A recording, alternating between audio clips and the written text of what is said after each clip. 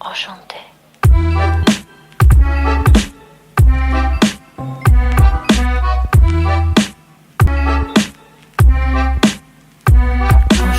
Today I am interviewing.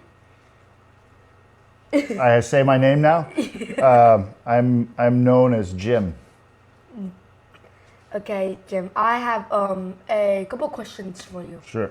So my first question is, what's your job? My job. I think of job a little differently than most people, right? My number one job is to be a good father and husband and serve my family. But for work, like to make money, I've been a cinematographer. I've been a video producer. I have, in the last few years, I've been running an organization called Dads of Great Students, which supports the Watch D.O.G.S program. So, and in doing that, I started a little warehouse in my home in North Austin. So now I have a little warehouse business helping smaller businesses deliver their products to their customer. So, What's cool things about your job? the cool things about my job, the coolest thing about my job is I built it around my home. So I wanted to be able to volunteer at the school and see my kids and help support their education. So when I was doing cinematography, when I was doing video production all the time, which I still do, but when that was my only job, I set up the studio at my house so that I could be right next to my girls. So I could walk to work, right? Or just sit right where I was and stay put.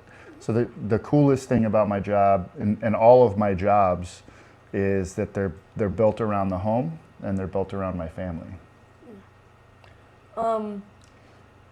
What's kind of started Dads of Great Students?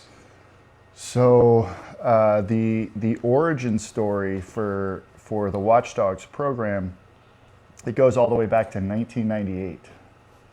So that's when I was in college. I was still a college student, and I had no idea that Watch D.O.G.S or Dads of Great Students existed.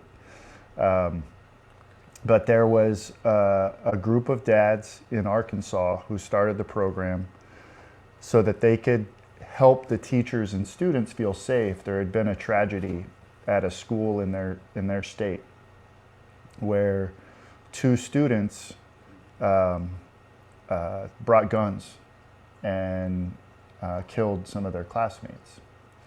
And so children everywhere, when the news got out, children everywhere were scared to go to school. And so these dads said, well, if our kids are scared to go to school, then we can at least do a part of solving for that. And so the dads decided to take turns going to school so that they could give all the students high fives and big smiles and show them that they were there keeping an eye out for their safety. So the dads took turns just kind of watching the school, and that's why they got the name Watch D.O.G.S. D.O.G.S stands for Dads of Great Students. So the two names are kind of the same, right?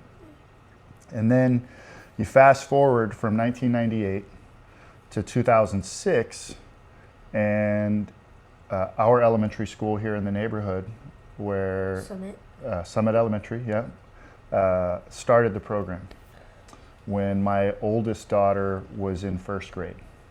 And she's now, not to date your video, but she's now 25 years old. She'll be 26 soon. So this was almost 20 years ago. We'll celebrate 20 years of Watch D.O.G.S at Summit Elementary School next year.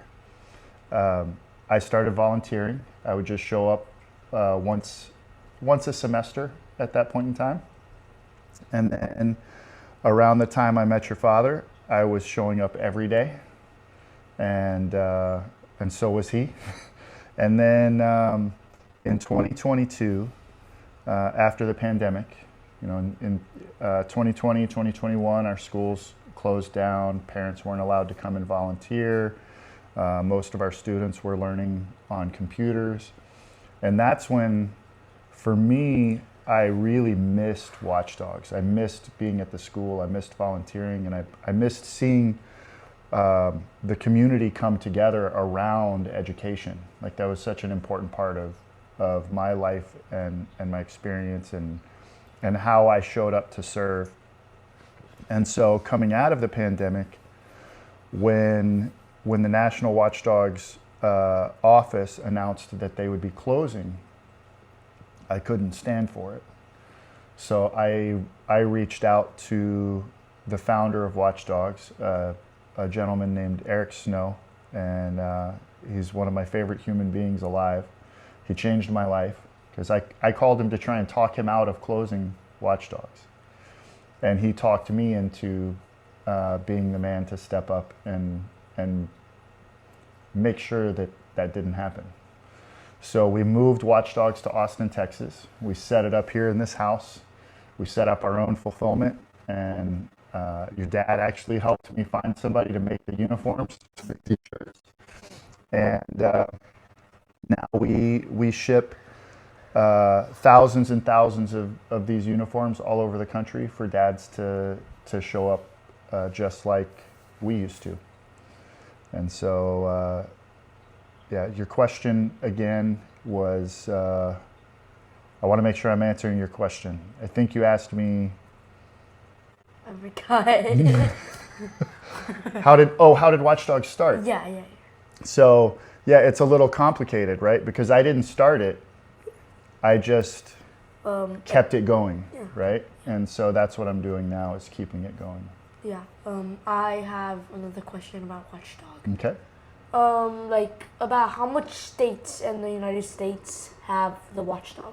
That's a very good question. So I'm going to answer it, and I'm going to stretch it a little bit. So we have launched successful Watch Dogs programs in 49 out of 50 states. And let me guess, the 50th state is Alaska. It's not.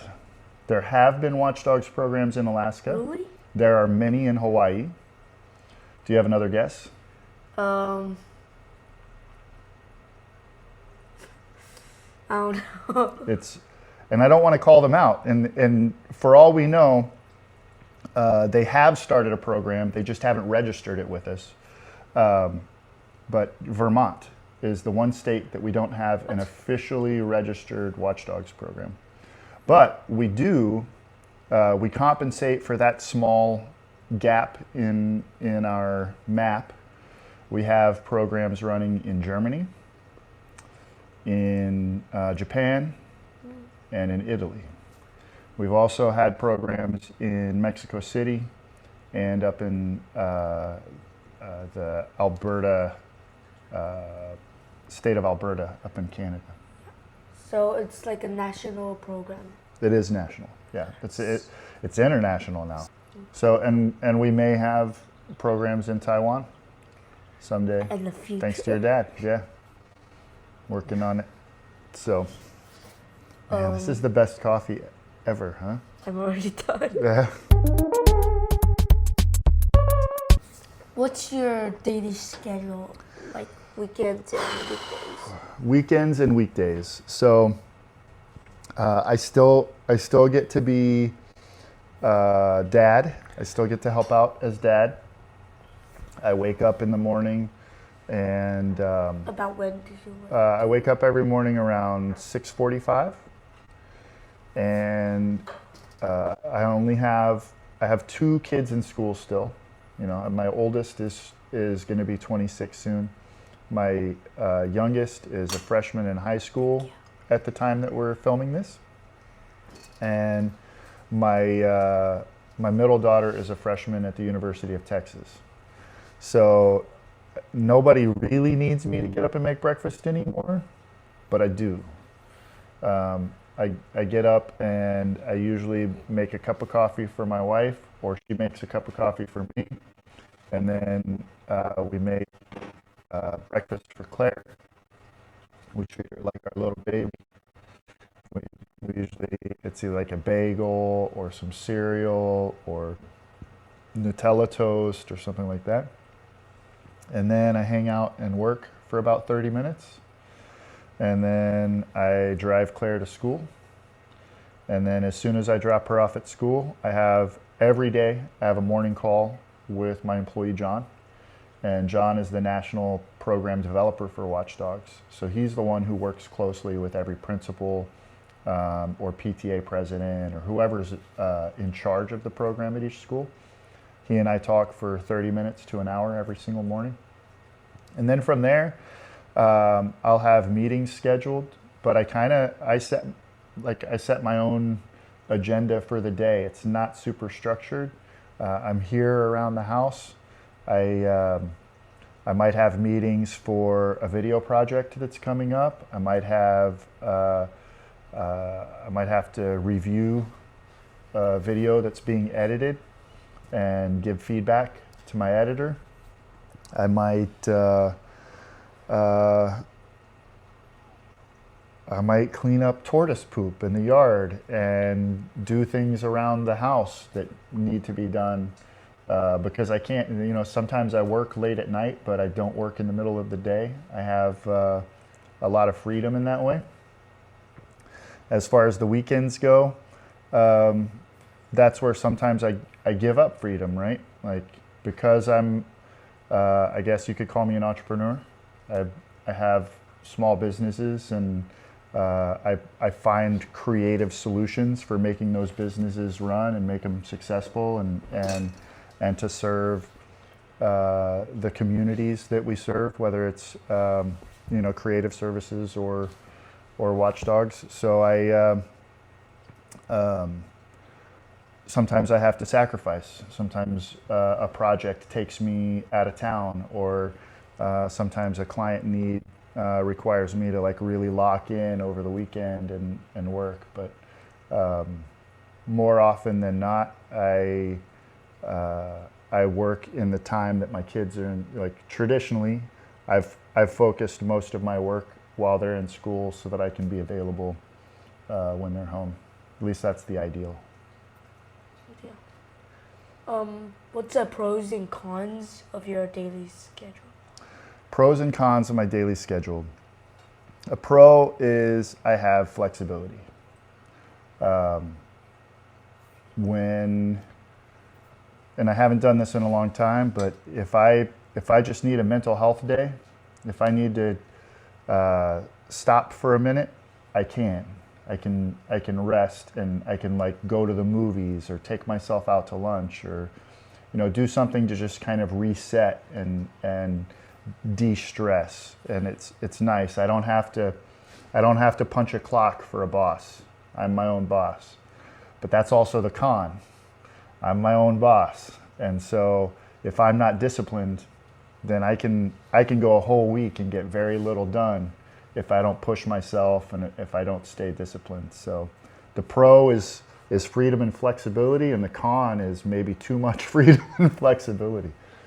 Does that make sense? Yeah. Where were you from, or were you just born in Austin? Where was I born? Yeah. I was born in Shreveport, Louisiana. Oh. And I grew up in Monroe and Shreveport, and then my mom married a man who moved us to Utah. So I got to live in Utah. Then we moved to the San Francisco Bay Area. And I lived there for a few years. Then I moved to Phoenix, Arizona. And then when I went to college, I started college in Arizona, and then I moved back to Louisiana, finished college there. And then I lived in Seattle for a few years. And then I finally arrived in my home, Austin. This is where I've been for more than 20 years. And I never lived anywhere else for, the longest I ever lived anywhere before Austin was 4 years. So this is home. Do you have any religion? And if you do, what is it? Sure, that's a good question. Let me take a sip and sit back. So religion for me has been a teacher in positive and negative ways. I grew up around many denominations of Christianity, and I consider myself a believer. But I also, in my own conversations with with our Creator, I have a faith and a sense that dogma was never the Creator's intention, and most religions rely on dogmatic beliefs and practices, ideas that would be too restrictive and manipulated by man to truly be divine, right? So religion for me, this is big topic for, how old are you, he? How old am I? So 10. for me, religion, I would say I've found connection to God through many paths, and I see God in many people, brothers and sisters from all over, who worship differently, who think differently, who adopt different practices in their faith. I still find that same connection to God through those people in my life, and so I am a believer. I don't attend a church regularly, but I have visited many different types of churches, and I guess I'll share in your video. I'm also a Freemason, and Freemasons are it's a fraternity, an ancient fraternity that brings good men together to better themselves through their faith and practice. So in Freemasonry, you can have Christians and Jews and Muslims and Buddhists and Hindu all sit in a room together, all pray together, and all work on being the best version of themselves together, helping each other to go out with strength and clarity to serve their respective communities. So through that organization, I've found confirmation that God is everywhere, man. So it's an actual organization. Do you guys have like a regular meeting or something? Yeah, they meet once a month, each lodge. So Masonic lodges, there are numerous here in the Austin area, and each one meets monthly, and then they'll have other meetings between that. So a meeting is usually dinner, and anybody is invited. Like, it's not secret. It's not. They publish when they're meeting and where on the internet. The stuff that we talk about isn't secret. If you can Google this and you'll find all kinds of crazy nonsense, which nonsense is good for the masses. It keeps people entertained, I guess. It's also misinformation is also dangerous. I don't want to make too much light of it, but you can Google and learn a lot about Freemasonry. I'll break here. Big secrets exposed. There is no, at least not in my journeys have I found any evidence of secret conspiracy to like control the world. Really, Masonry's work is all internal, and the tools are designed to help each individual person become their best version of themselves. There's not a. Some of the stuff you'll read on the internet is we're trying to control world Conquer the governments and From Mars? huh? You guys from Mars? Yeah, we're from Mars. Yeah, there's some fun stuff out there, and I haven't been real active the last few years. Masonry it's highly philosophical, and it's something that and theoretical. For me, I needed some time applying, like any system of teaching. If you close yourself off from the world, any closed off system can work elegantly and smoothly, and then going back out into the real world where others aren't maybe adopting the same ideas or living by the same practices, you run into problems, right? Like if I only spoke Spanish, if I stayed in a house where everybody else speaks Spanish, I can effectively communicate with them, right? And if I go out into the world where nobody speaks Spanish, I'm going to have some trouble, right? I need to learn other languages. I need to learn other people's way of being, way of living, way of collaborating. And so in Masonry, we learn a set of tools and a way of living, and it works great within the confines of that community and within our lodges.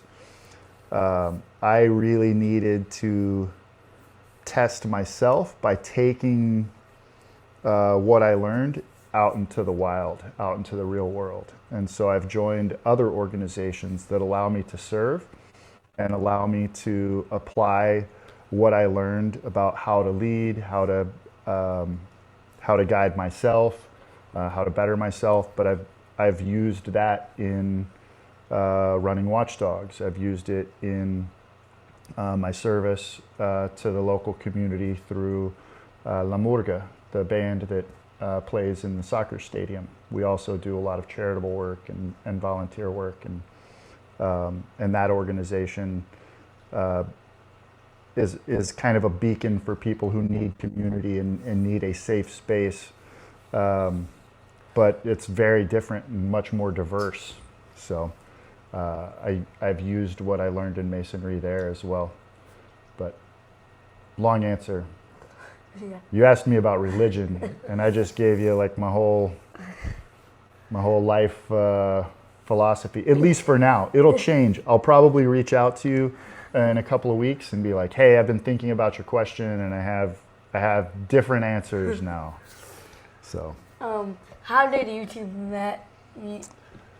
I believe that your father and I first met, I think we were in the teacher workroom at Summit Elementary School. Is that your recollection? Yeah. Is that we were both up there doing work to help out at the school, but also so we could be close to our kiddos. I think he was there with your sisters, right? I think so. At Summit. Yeah. And I was there with for my daughters. So we met as Watch D.O.G.S, as school volunteers. Is Watch D.O.G.S a non-profit company? So another good question, and the answer is yes and no. So we have facets of the operation that are structured as a for-profit business and facets that are structured as a nonprofit. So the making of the uniforms and selling of the uniforms and shipping of them, that's a for-profit business. It's structured as a for-profit. That does not mean it is profitable. So that's a key distinction. The way that my predecessor and I have both run Watch D.O.G.S is like a nonprofit, but without all of the compliance necessary. Like it's very complicated to run a nonprofit and do so with limited resources, because there's a lot more paperwork involved. There's a lot more compliance. It's very strictly regulated, and inventories of things like T-shirts are very different. We could spend most of our time just tracking how many shirts we bought and sold, and making sure that all the numbers zero out. But with running it as a for-profit, we can focus more on helping people, focus more on serving, focus more on the impact that we make. And if we actually make profit, we just put that right back into the organization to invest in growth, to invest in training, to bring the program to more cities and states across the country. So on the nonprofit side, we go by the name foreverystudent.org. And the idea there is to make sure that access to this program and its tools is equitable. So we raise money to then provide support to communities who can't afford. Say there's a dad who really wants to serve as a watchdog, but buying a $15 or $20 uniform means not buying food or formula or diapers or something else that his family needs. We want to step in and make sure that good man has the uniform and it doesn't cost him anything. So that's where the nonprofit comes in, is to help people like that. What's your childhood dream job? My childhood dream, it changed, but and it changed often. I wanted to be I wanted to be different things when I grew up, based on cool things that happened in movies. There was a long period of time where I wanted to join the military, because my favorite movie, like I wanted to be a pilot like Maverick, because I loved the movie Top Gun. I wanted to join the Marines and write for the Stars and Stripes, because I loved the character Joker in Full Metal Jacket. I wanted to be a firefighter because I loved the movie Backdraft. So I would get really passionate and excited about growing up to be like some character in the movies. And then I realized what I really, really loved was the movies. So my overarching childhood dream was to make movies and tell stories that inspired people. And as I got into high school, I started reviewing films. I was the film critic for my high school newspaper. And that's what I went to college for. And once I got to college, I realized that my real heart's desire wasn't to criticize other people's creative efforts. It was to create my own. I just didn't have the confidence or the belief that I could be Steven Spielberg, or I could be Ron Howard, or Stanley Kubrick. So I changed my major to become a filmmaker. And that was still my childhood dream. It's still my childhood dream. I want to tell stories that inspire people. The cool thing is, through my career as a cinematographer and producer, I have had opportunities to create stories that have inspired people. I've helped others tell their stories, mostly. I haven't told many of my own. And then with Watch D.O.G.S, it's the same thing. It's telling your dad's story to inspire the next man. It's telling my story to inspire another dad somewhere. It's taking thousands and thousands of stories and making sure that those get told, because it's those stories of, you know, a young man coming up and revealing to you that he doesn't have a dad at home, and he needs. You realize he needs that attention that you provided as a watchdog. It's not something that a lot of guys expect. We just think we're showing up for our kid, and we find out that what we're doing and our time is bigger than our original intention. If we don't share those stories of inspiration, oh man, I'm boring you. If we don't share those stories of inspiration, then the spirit of Watchdogs will dwindle and die. So I still tell stories, just not maybe in the way I dreamed as a kid. But my childhood dream was to tell stories, mostly cinema. What else you got? I'm thinking. How many people take so long to answer questions? Nobody so Nobody. far. Yeah, I'm I only interviewed 2 people so far, 3 people including you. So. Well, I'm honored. I'm very honored to get to answer questions. I hope I'm doing okay. Who's your audience? I feel like I'm answering these questions for... Nobody. Oh, well, we'll find out who it is. 51 But some of these questions, I'm like, I'm sure talking to you like you're an adult, little brother. So this is big topics. We're talking to 51 people. Yeah, that's cool. That's 2 classrooms of people. What is your childhood dream? Am I allowed to ask you questions? The same as last time.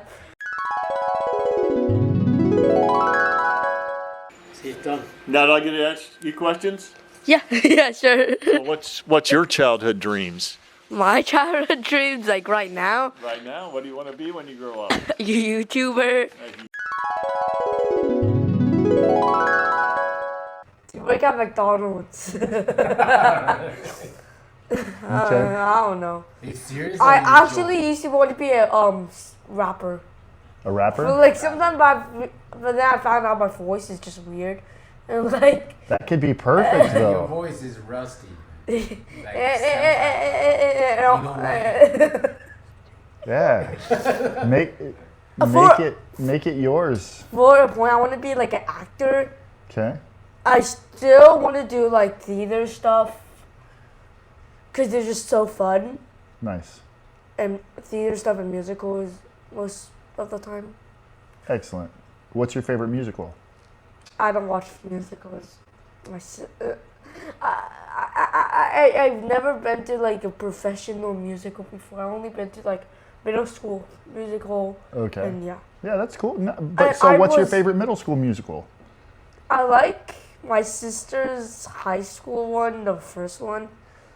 I like my own musical, the one that I was in. Like it was just a couple months, like a month or 2 ago. What's the name of? What's the name? Ginny B. Jones Jr. Okay. I was in it. I only have like 2 lines. That's awesome though. That was better than my sister. My sister has 0. Well, it's a start. So, I have some homework for you. Okay. A couple of musicals you have to watch, and Dad has to watch them too. Oh. Okay. So, have you ever seen Hamilton? No, Hamilton's very important. I know. I heard it's good. Yeah, and it's hip hop. I want to watch the. I think we watched the documentary about that director. Yeah, Really? Lin-Manuel Miranda.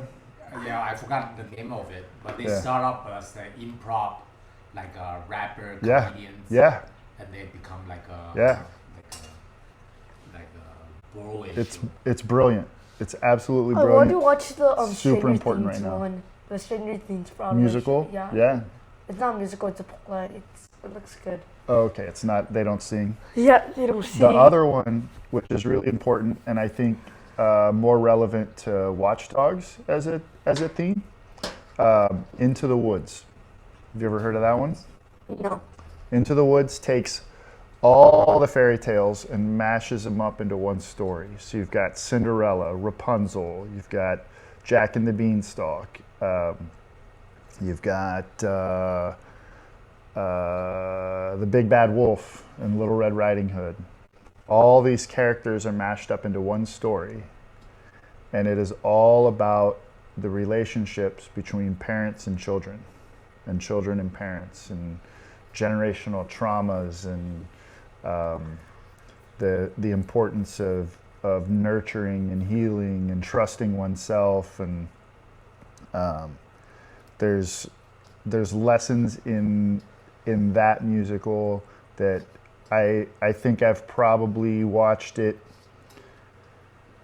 25 times now, and I get something completely new that is essential to being a good son and a good dad and a good husband and a good brother. So Into the Woods is your homework. And I think you'll really enjoy it too. I don't know where to watch it. Huh? Where do you watch it? Yeah, it's on. You can find it streaming. It's got a great cast too. Meryl Streep's in it. Do you know Meryl Streep? I don't know anybody. It's got James Corden and Johnny Depp and Johnny Depp. oh my gosh, what's her name? Have you seen the car karaoke? Oh yeah, I think so. Maybe. Oh, the TV show. Emily host, Blunt yeah. is in it, and the I know Johnny Depp. He's the Pirate of the Caribbean guy. He's in Fortnite. yeah. I got another one for you. Have you ever seen Pitch Perfect? No. I watch it. I'm not sure. I know. Maybe he's Okay, add that one to the list. You think he's too young for Pitch Perfect yet? No, I mean, like when we watch it, maybe he's too young to remember. Oh yeah, because it did come out a long time ago. Yeah.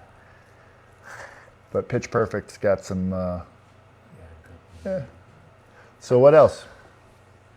What else? I think that's it. That's it. Nice to meet you. How did I do? It's really nice to meet you. Thank you for the time and Thank the you for the thought-provoking time. questions. I'll be thinking about these questions all day long and wish I said something different, I'm sure. But Outro. Subscribe. And like the video. oh, we over here now? I've been looking at the wrong camera, I bet. There's two cameras. Nope. It doesn't matter. What do we say? Smash the subscribe button? Like Can I say? the I've always wanted to video. say that. Like the video, and eat rice and drink kombucha. Goodbye.